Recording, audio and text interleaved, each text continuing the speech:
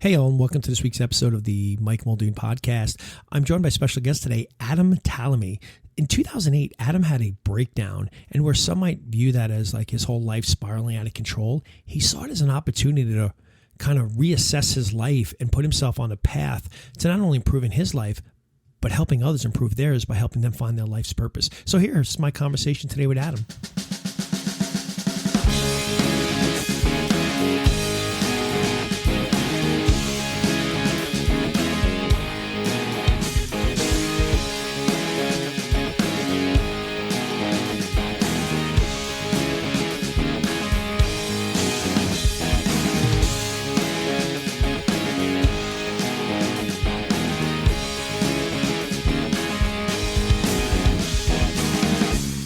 Today I am with Adam Talamy, and I did say that right, gosh? Yeah, you hit it right. Well done. Oh man, do you know how many times like I say it in my head and then I come out and I go, oh gosh, did I say that right? And you were actually across the pond, as they like to say, across the pond there in England. Actually, like I said, my wife and I, we lived there for several years. My wife is English, and she loves the countrysides, and she's always trying to get me to go back. And we were actually there this summer. We were down on the Jurassic Coast down there in the southeast coast down there. Yeah. Which is interesting because England's such a small place.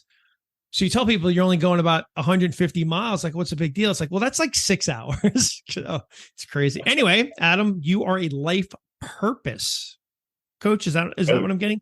Life that's purpose right. coach. So tell me exactly, tell me a little bit about your background and how you got to, what you're doing. That's a great starting point.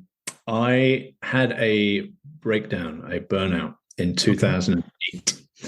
Prior to that, I was running a recruitment company. I was stressed out of my mind. It was just after the financial crash. Right. And one day I was going to a meeting and I just kind of thought I was having a heart attack. And did I go to the doctors? Did I go to the A&E? No, I went to the meeting. Then I went to another meeting. And then I fell asleep in the HR director's office of a large bank in the north of England. And my colleague had to nudge me to wake me up. And it basically, I couldn't work for 2 years. Right.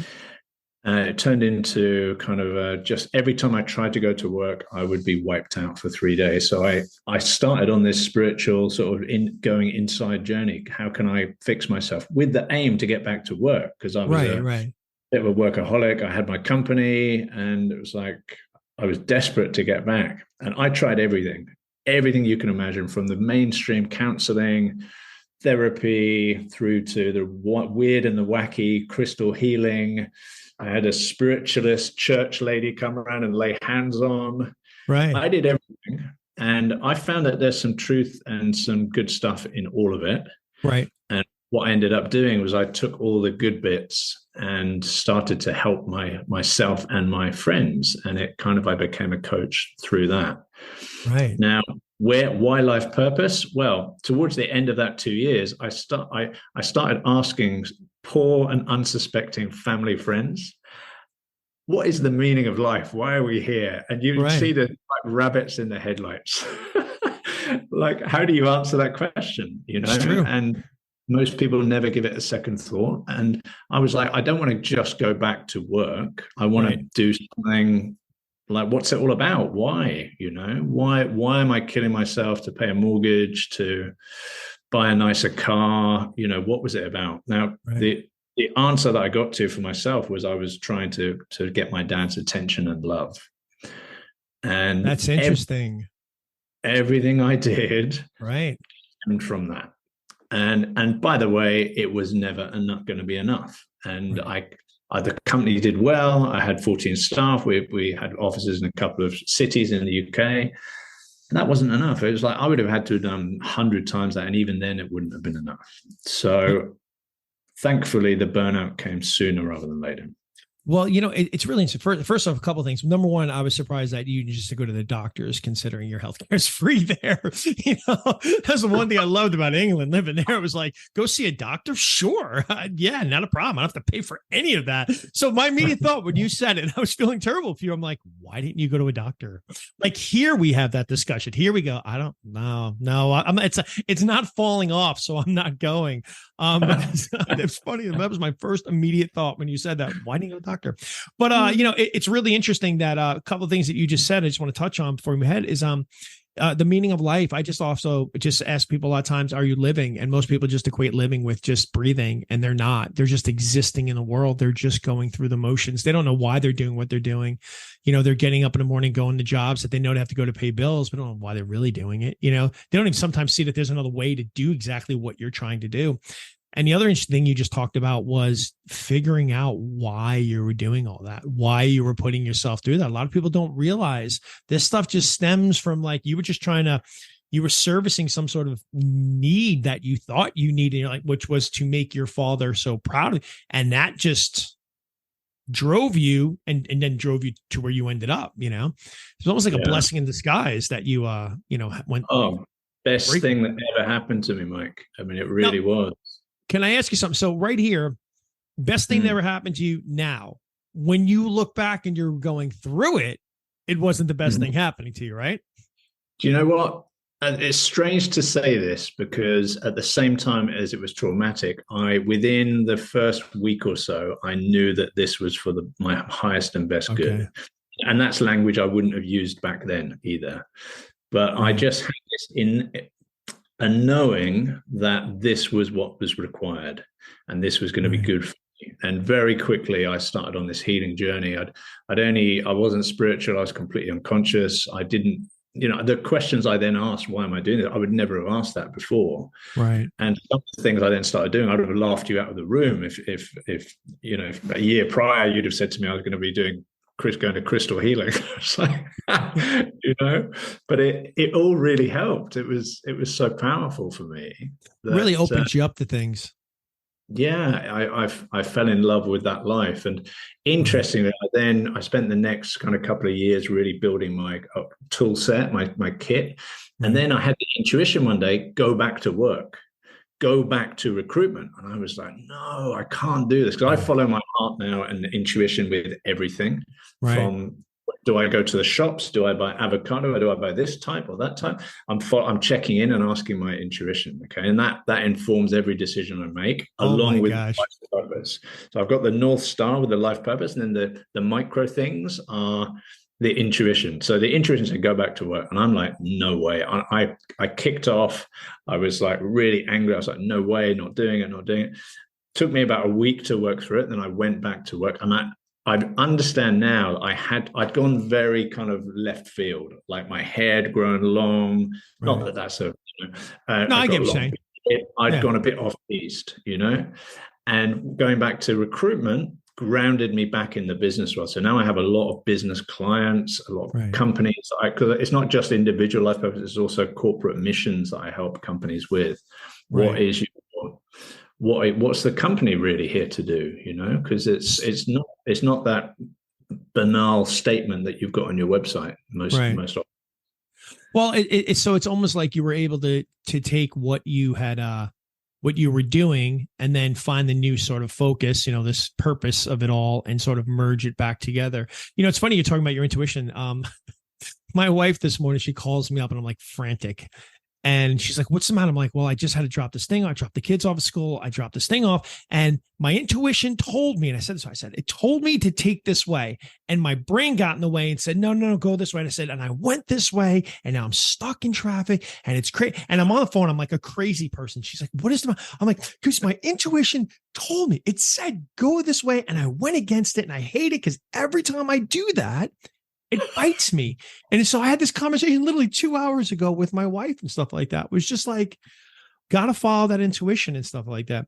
That's how the intuition teaches you, exactly. You have a couple of those bad ones. Like my worst one where I didn't follow my intuition was I met this girl at a workshop. I was like, she is hot. I like her. Voice in my head instantly says, she is trouble. Okay. Right. A month later, I'm dating her. Okay. Honeymoon period, very brief, lovely. And then intense nightmare for the next 5 months. Okay.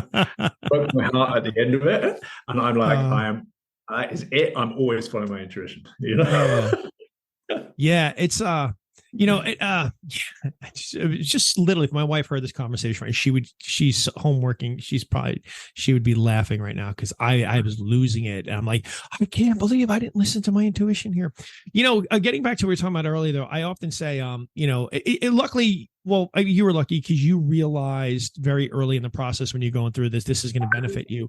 But a lot of people don't, right? And it's not till they get past it years later that they look back and they go, oh my gosh, that was the best thing that happened to me, which I always say becomes your story. Like your story, everybody who's ever been successful at something, whether they've overcome something or built something, never talks about the good. They never go, well, one day I just woke up, things were awesome, and here I am years later, and it's awesome. They're always going back and telling about the story, like how horrible it was, the money they lost, the business that went south, or the trauma that they had. So I always tell people that you have to embrace your story. So if you're going through something, then know that this is important to you, because someday this is what you're going to talk about. You're not going to talk about where you're at that point. You're not talking about, hey, look, I'm so successful now, things are great. You're always going to talk about your story. So I always tell people, when you're going through things, understand you are building your story. Yeah, the Kabbalah, the Kabbalists, they say that, you and I would typically be like, oh, I had a really great day today. I signed a new client, this happened for me. It was brilliant. The Kabbalists reverse it. They say that if you got mega triggered by something, you got upset, you got angry, fear came up, and you kind of worked on it, they say that's a great day. Right. So, and once you understand that, then really the backbone to that is that the universe has your back in every situation. It's always trying to help you grow. So that traffic jam today and you ignore it, it's like, let's get him on track. We want Mike to follow his intuition now. We've got some big jobs to do here. Let's, and the more you follow it, the more guidance you'll get, right? Right. But I think, this is stuff you have to be open to, because like you said, prior to you going through what you did, you probably wouldn't have been as open to this. It's hard to tell people like, hey, the universe is really directing you. And they're like, what? No, it's a load. I don't believe it, but you're right. I always think the biggest wins really come from when you overcome some sort of personal or some sort of adversity. Like you said, going to work, signing the client's great, but overcoming maybe the fear of getting in front of that audience to talk to those people, to, do something, push yourself out of your comfort zone. And doing that, to me, would be the real win in that day. Anything that forces us into an uncomfortableness that then we have to push through. There's that, what's that quote? I really liked. It talked about, fear. It says, a brave man is not devoid of fear. A brave man has fear, but still is willing to push through it, because that's where the true strength comes from, right? If you don't have it, you're not really overcoming something. But if you're dealing with, it's also like a lot of times, people who suffer from anxiety or panic disorders, to me, that's a brave person who's dealing with it, but still manages to push through it to get to the other side of it. That to me is extreme bravery too. So your life purchase, so do you work with people, or have you kind of bridged it now to people company? It's private individuals. I've worked with everyone really, from homeless people through to billionaires and people whose names you might know. Sure. And everyone has the same sort of issues, might have different monies, different, it might not be a money issue per se, but everyone kind of wants something more. And since COVID, it's gone to another level. Like everyone is searching for more meaning, and the job that they were maybe happy-ish with prior to COVID, now there's a question mark there, and there's like, really, but is this it? That's exciting. Well, that's why they say you never really arrive at the thing, because no matter, once you arrive somewhere, there's always something more or something else you're trying to attain after that. So that's what I would say. You just have to enjoy the journey. But I think you're right with COVID. I think it changed a lot of people. Also, I think for a lot of people, they went from working in an office environment to a home. And then they realize, oh, there's a lot of value at being home. There's a lot of value in seeing my family more. Oh, I didn't realize, because again, getting back to what I was talking about a little bit earlier, when people are just kind of going through the motions or the subconscious programming, right? Just sort of existing, right? Just getting up, going to their job, coming home, cracking open a beer, sitting on a couch, going back to bed, or whatever they're thinking, but they're in this routine. it's blinders. And I think COVID for some people tossed them out of that, sent them home, and they were like, oh, I can have a work-life balance. I could still do my job. I can hang out with my wife and my kids. Yes, I mean, there was that other thing of being trapped inside your home, but for the most part, they realized, there was more value in time, this ability to have time. Totally agree. And life purpose fits so well into that. I mean, you've always got a choice. You can do a job or another job, right. Or you can find your life purpose and start to work with that. And I should also say that a lot of people find purpose in something. Could be raising their children, right? Could be their church, their community, and all of those things are good, but that's not your true purpose. True purpose is something generally that's given to you. But for maybe 10% of people, they find it and it's their dream and they want to go for it. And that's amazing. And as is giving anything purpose, right? That gives you fuel. But your true purpose is something that comes to you when you're ready. It's a divine timing to it. And you've got to start asking the question, do some research, get still, do some meditation, and start to clear your stuff. And the great thing about purpose is that it will force you to grow. It will take you out of your comfort zone. Generally, you'll live on the edge or outside your comfort zone. It's the carrot the universe dangles to help you to grow and to feel better about yourself and to live a better life.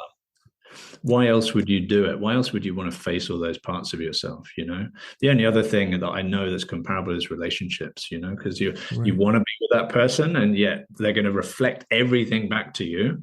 So you're going to do the work as much as you can, or you're going to have to leave it. Life purpose is very similar to that. Yeah, that's really interesting how you talk about how you have to live sort of outside of it all, in an uncomfortable area. Because that's the other thing. A lot of people don't want to face things. They don't want to, my podcast last week was on self-awareness. And one of the keys of self-awareness is to get still, get quiet, get less distracted, put down your phone, stop the pings, stop looking at everything, which we used to be able to do 20 years ago, right? There was time where you could do self-reflection because at some point you didn't have a phone in your hand, because if you did, it was attached to a cord, it was like, and most people don't. And then, but a lot of people are scared of self-awareness because they have to come to contact with certain parts of themselves that they don't like, or they've kind of buried and they don't want to deal with. And therefore, that growth never really comes and stuff like that. So what would you say? Like, I'm looking for my self-purpose. If somebody's listening right now going, well, I'm really interested in my self-purpose. Like, what would your advice be to them? Sure. Okay. Let me give you 3 things you can do today. Okay. First of all, start to meditate. Okay. Now, a lot of people struggle with meditation. They maybe tried it once or twice. Let's talk about this. Okay. This is a good one topic. Right here. This guy right here struggles. Oh, really? Well, you know what it is? And let me just tell you why. And maybe you can help me out here. It's because you hear about 19 different ways of meditating. So if I sit there and I try to do it, which for me, I just try to be still, but it's like, well, maybe I'm supposed to be saying something. And it's like, okay, maybe I'm supposed to count sheep. Oh, no, this other person said, listen to everything. This other person said, try not to hear anything. So I'm the whole time meditating about getting confused about how to meditate. I love that. I know there is so much advice out there, right? So much. So look, from my clients, typically they give up because their mind is too busy. And it sounds like maybe you're the same, right? You're thinking, should I do this? Am I doing it right? So what I try and encourage people to do is realize that you are going to get distracted. You are going to have those thoughts come into your mind. Right. Reframe it that every time you catch yourself thinking or with a busy mind, you just come back to the breath. You kind of smile to yourself rather than beat yourself up and go, oh, this isn't working. Right. You go, oh, that's brilliant. I'm meditating. This is fantastic. Give yourself a mental pat on the back and just let it go and come back to the breath. And if you can catch yourself 10 times in 10 minutes, that's great. You meditated really well, but it is wild because there are those moments where I've been able to achieve it. And it's almost like time has just come where you're like, what happened? And I could see people who meditate really well can maybe have, I don't want to know if addiction is the right word to it, but there is something fascinating when you're able to shut it all down. And then when you come out of it, you're like, whoa, where was I? Or how did I, time just went by. Or everything shut down. So I've had those moments where I'm like, this is pretty amazing. I try to do it in a dark room as well, so nothing can kind of like light or nothing can get in there. But no, I could see the power of meditation. What would be the other steps? Just to say, the goal for meditation is to get still enough to be able to receive your life purpose. Okay. What very few people ever talk about with meditation is it will improve your intuition. Right. So the more every time you meditate, it's like you're plugging into your Wi-Fi connection, or if there's a cable, if you imagine, and each time that cable is getting stronger and strengthening, so your download speeds are getting faster. Okay. So that's your optimum place you need to get. How long would you say somebody should look to meditate per day? It doesn't need to be long, to be honest. 5 or 10 minutes would be more than sufficient. Ideally, you want to get in a habit of doing it at a similar time every day. Okay. One that will form the habit, but two, it will actually, there's supposedly a benefit in connecting with your soul. Okay. You don't need to be religious to believe in the soul. It's like the power source you're connecting into when you're meditating without even knowing or thinking about it at all. That's okay. That makes perfect sense. Okay, so that's meditation. The second thing is, most people talk about life purpose but don't really know about it. There's a lot of people I hear saying, "If only I knew my life purpose, everything would be great." Well, really, what have you done about it? Have you what do you know about it? And no one knows anything. Okay, so just listening to this pod is a great first step. But get out there and start to do some research. What sort of examples of life purpose are there? What type of life purposes do people actually tend to receive and then go on to live? Is it the big galactic save the planet type purpose? Right. Actually, it is not. I'll tell you, listeners, that is normally something more bite-sized, because otherwise you never get started, right? It's like that steak that comes to you on a plate and it's like so huge, it actually suddenly your hunger disappears. The that big actually Texan steak. Big Texas. It happened in Vegas. Absolutely. Yep. I've been to a place where they put those guys up there with the big steak, and you're just like, yeah. So do some research. Just by focusing on it, you're starting the process. The third thing I would say is set your intention. I choose to find my life purpose now and ask for help to do so. Okay, then you're kind of invoking that kind of request, that command that you want to find it. And that sets a whole chain reaction of things in motion. So what was that again? I choose to find my life purpose. Yeah, you can phrase it how you like, but I choose to find my life purpose now. I ask for help to do so. I ask for help to do so. Okay, that's great. Okay. And then I make that kind of into an affirmation that I do daily, or at least get my clients to do daily. And it's I'm so happy and grateful now that I've found my life purpose and I'm living it wholeheartedly. Right. So I'm so happy and grateful now that I've found my life purpose and I'm living it wholeheartedly. And that's like, I don't know if you're into the law of attraction or visualization. Yeah, sure. That is law of attraction 101. It's like it's already done. You're future pacing it and you're connecting with the feeling of how good it feels. Even if you don't know what it is, doesn't matter. Right. It's just, wow, life feels so good. Now I'm living my purpose. This is crazy. Now, here's my one thing that I'll always say about that, and then I want to come back to one other thing about life purpose. Law of attraction, I think sometimes gets a bad, most people who don't understand what it means tends to look at it as a bunch of people just sitting around pretending that they, fantasizing their Ferrari and their Ferrari shows up. And what I think that the law of attraction does is it motivates you to get into action, right? Because as I talk about this a lot on my podcast, is you have to go through your tiers, and your thoughts will create your emotions are your actions are your results. It's just what do. So if you're having those positive thoughts about my life is great, this and that, you're going to have a more positive emotion, which is going to drive you to action, and then you'll see those results. So I just think sometimes when we talk about law of attraction, if people don't understand it, they just see kind of like the hippie version on, a TV or a movie where they're kind of taking the piss out of the guy, and the guy's just like, oh, I want a Ferrari. And, the Ferrari's never going to show up if he doesn't actually get out there in the world and, put himself into action, at least, partake in the universe somehow. Yeah. But my other thing I wanted to ask you is, what about if somebody doesn't like what their life purpose is? What about if somebody my life purpose is I'm supposed to be a teacher, but I don't want to be a teacher. That's a great one. Do you know what? In 10 plus years, that's never happened yet. Okay. Normally, it's the complete opposite. So it normally can. Okay, let me rephrase that. Typically, your life purpose will combine a lot of your likes, passions, loves, things Right. that you're doing already, and kind of bring them all together. Very occasionally, it will come as something a little bit left field that you weren't quite expecting. Right. However, regardless of which of those two camps it's in, people's eyes will always light up.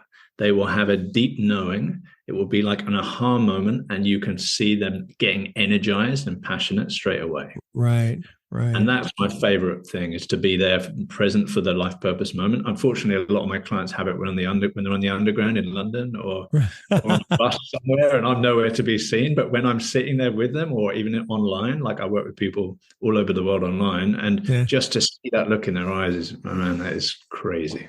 Because I'll tell you, it's been a little bit of my struggle, because ever since I was a kid, my favorite thing was writing. Was like, I love to write. And, but my writing career, as hard as I put into it, never really took off. And I still to this day love writing so much. But my wife always been saying, since she met me, she's like, no, you're a coach. Like you should be coaching. She said this when we got together 12 years ago. And I was like, I have no interest in that. It was only to a few years ago when I was living in England and I was working with athletes, coaching a sport. I was coaching American football. And I spent more time talking to those kids about life than I probably did about, certain mindset, life, emotions and how they can kind of, I feel like a lot of young people are stuck in just like, well, this is just kind of like life and this is how it'll be. And I realized I was able to open up their minds and get them to see like, there's a bigger vision here. If you want to live it, there's a bigger vision. Nobody says you have to, but there's an opportunity for a big vision. And that's what kind of led me down the coaching route. But I've always struggled because I always just felt like since I was a very kid, like writing was my biggest passion, but I always felt like that was my life purpose, but it never took off to a level I thought it would. It's not too late, Mike. Oh, I know it's not. And I still write. And if I can just intuit into what you were saying, I feel like it's a huge part of your purpose. Yeah. Maybe you combine the two. Maybe it's writing about coaching, writing a book about the type of coaching you do to inspire I'm writing a book. Yeah. I mean, mate, that would be powerful. We need more people doing that kind of thing. We really do. We need to be. I kind of view it as there's a whole agenda out there in the world right now, right?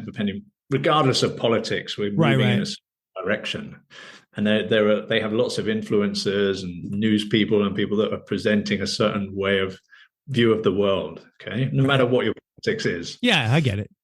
So what we need, if we want to bring in the type of world that we would like to live in, we need people presenting that version to the world in many different formats: influencers, writers, authors, journalists. So I would actively encourage you to do that. It feels like it's bubbling beneath the surface for you. I feel like you need to do. I keep writing. I've been working on my book, which probably get. Oh, you shortly. are? Okay. Yeah. Okay. It's funny. It's funny that you said that too. We live in these times where I think a lot of people are falling to the victim mentality because, my governor, my president, my this, my that. And yet there are some people who seem to always just keep succeeding no matter who's in office, whether it's their politician, the other person's politician. I think, I don't know if it's maybe with the rise of social media and a lot of disinformation that gets passed out from all parties, whatever it is. But a lot of people are just using that as a way to be a victim and not realizing at the end of the day, you control your life. You control your destiny. Nobody else does it. You may think they do, but they really don't. Yeah, well, that's a big part of the agenda, I would say. And it's not about left or right. To my mind, they're all controlled by the same people at the top. It's to distract. It's to keep you distracted from your own power. And you can create whatever you want in your life. But and by the way, I've done this, oh my God, so much over the years. But if you let yourself keep going down those rabbit holes, then where's your focus? If you're focused on what you want to create and bring into the world and how you want to be, right, from a place of it's already happened, law of attraction, right? And you can stay focused on that. That's when you're going to manifest it. And it also keeps you. Keeps you from going down a rabbit hole of the social media rabbit hole. Basically, whatever you look at, it provides you more because it needs to keep your eyes on it. You go down that rabbit hole and then you wonder, well, how come nobody else is seeing this? Because I'm not in your hole. I'm out here looking at the world and what I want. I'm not, on the dark web here looking at whatever you're looking at. And you can't wake people up to it either. And I've tried relentlessly, and eventually it's like, actually, I need to create what I'm here to create. And the other part, by the way, to law of attraction, which I'm sure you understand, is what you see in things like The Secret is all fantastic. Right. In addition, there's another part to it, and it's you have to clear your emotional, mental, spiritual blocks to having the thing that you say. And a good way to self-sabotage yourself is to go down a million rabbit holes that aren't relevant. Right. That's a great way. Because then you never actually have to go out and do it because I'm too busy, whatever, I'm scrolling. So if you never take that first step, then you can't say you failed. So most people are too afraid of failure. Most people are too, and then the big one I've been working on now feels like forever is fear of success. Actually, like that success is so palpable, it's so close now. Right. And actually, that brings up fear like nothing else. Actually, it's funny when you change and what's going to happen. Sorry, go on. It's no, you're right. But it's funny that the fear of success sometimes is greater for people than the fear of failure. Failure gives it out. Oh, well, I tried and it didn't happen. But that success is, oh my, I got it. And is it going to live up to everything that I built it up to be? And then will I be able to handle it? Because that's another thing. Sometimes the thing we really want, we'll go back into the dating world. It's like you're young and she's amazing and she's great or he's great or whatever it is. You're successful. And then you realize it's not as great. It was almost greater while you were chasing after it than it was when you actually get it. So I think some people, that fear of success comes in, what about if I get it? And it's not going to serve me the way I thought it was going to serve me. So Perfect, but that does not mean don't go for success. Chase your dreams. I'm not telling you here, hey, it's a pretty good chance you're going to get it. You're going to hate it. No, you go at it because you'd rather know than not know. So that's. I love it. It's great. Can I ask you what's your book about? So I believe that there are 5 keys to living what I call the successful in between. So basically, the in between is we're born, we die, and then there's life. And 5 of my keys are just like, number 1, it's your life. You have to live it. I know I talk about certain things like that. I mean, I don't mean that in a kind of way like says like, oh, it's my life and leave me alone. But I mean, like, you have to make choices that serve you, especially if you're younger. A lot of people are influenced by their families and their friends. They want to maybe maybe you wanted to be a doctor, but because your dad was like, no, recruiting is the place to go. Sales is the way to go. Maybe you were influenced by that and you can't. And sometimes that's hard to do. Because, we rely so much on our family and our friends sometimes, and it can be uncomfortable if you break away. So a lot of people conform, they stay. The other thing I think is you just got to choose your relationships wisely, whether they're business or personal. You can't put square pegs in round holes. Great, it comes down to that. Whoever you surround yourself with, you become, right? If you surround yourself with people with bad habits, you're more likely to generate terrible habits. You surround yourself with good people, motivated people, you're more likely to become, good person, a motivated person. And then I just talk about people have to understand their thoughts, their emotions, their actions, results. I think that's the easiest thing in the world. If you actually understand those things, that every thought you have is creating an emotion, an action, result, then you'll pay more attention to your thoughts and you won't let them spiral you out of control. Other than that, the other one I think is be accountable in life. And these are all like real simple ones. Be accountable. We need more accountability in the world. It's the simple things that actually the magic often. So great. We just need more accountability in the world. Everybody's always pointing a finger and blaming, and I didn't do it, and they're scared, whether it was some sort of childhood trauma or every time they got, something went wrong and they got blamed, it was an issue. So they started deflecting, and now they're adults and they're never taking responsibility for anything. And then the last one is, I say, give time to the people you love. And that's one I struggle with. Sometimes I get so caught up in the world with myself and everything else I'm trying to do. My wife and kids sometimes are sacrificed on that one. And I've got to try to remember that. So again, it's just these 5 basic things that I think if everybody could live by, the world would be a better place. Stop taking it all outwards, go inwards, understand it's your life. And then also with the, it's your life, you need to live it. It's, so many people get so disappointed in life. Oh, I really wanted to do this, but I didn't because my friends, would have laughed at me or something like that. And that doesn't matter, So, and then the only other little bonus thing I have in the world, and I think you probably do a very good job with this. I could tell that just by talking to you. Most people just want to be seen, heard, and acknowledged. So if we can all just take a moment every day to actually see people, not, oh, I see you, but see them. hear what they say and acknowledge them, that goes, whether it's the person you're getting your coffee from, or a person on the street, or a person on the tube, or, on the bus, just that goes miles, because a lot of people don't feel seen, heard, and acknowledged. And you'd be surprised how much that one little moment you give somebody, that they are actually seen, heard, acknowledged in the world, how that could change them. So little things like that. Agree with that. That's powerful.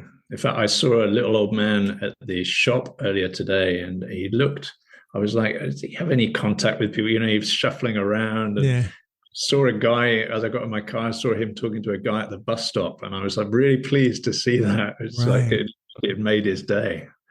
There's a lot of lonely people in the world, and it's sometimes, unfortunately, it's what people would call like the lower class worker, or somebody like that. You know what I mean? Or maybe it is the homeless guy on the street, and they just judge it. But, everybody just wants to be seen in this world. They just want to be heard, acknowledged. Some people, spend more time on social media screaming at the world, trying to be seen and heard and acknowledged. But I think we can all do it if you just go out in the world today, and anybody listens, and just, take a moment when you see somebody next time to just actually, see them, hear what they say, whether they might just say hi, but acknowledge them. Thank you, whatever it is. So, all right, well, let me ask you this, unless you got some more for me, where can people find you? Yes, I do have one other thing, and yes, I understand you're a coach, so feel free to edit this segment out if it don't want to cross any boundaries. Nope. But I usually offer the first 3 people from your listeners who come and want to do a taster session with me, I'll offer them a 1-hour life purpose coaching session. So, no, that's great. I don't mention Mike's name. Yeah, that doesn't that does pay me. I think every coach, I know me as well, it's an hour-long first assessment with anybody I know, because it's got to be the right relationship, just not right for them, for me as well. Like if I'm sitting there dealing, and talking with somebody, which just happens often, I sometimes find people, it's trauma. It's deep rooted trauma. That's not what I'm here. That's not what I don't have that skill set to deal with some of the challenges that have been brought up. So I always try to guide them to somebody else. I've got to make sure that I can benefit you and I can serve you. And then, if it's just normal one-on-one coaching, are we gonna have the right relationship here? Do I feel like you're going to do the work, or are you just looking for me to fix everything? Because we're not fixers, right? We're not fixers. So more than happy to share. Do you have a website or anything like that we can share? Yes. Yeah. It's, I'll give you all the link, the details for the blurb, but it's Adam Talamy. That's TALLAM for mother, y.com. Perfect. I'm on all socials as well, so feel free to follow me on there. I do a blog. I've got a life purpose podcast as well called The Hero Process, where we talk about all this stuff in even more detail if you're interested. Well, I'm very interested in that. All right, Adam. Well, listen, man, it was great having you on the show today, man. I really appreciated this talk. You too. Really nice to talk to you, Mike. All the best.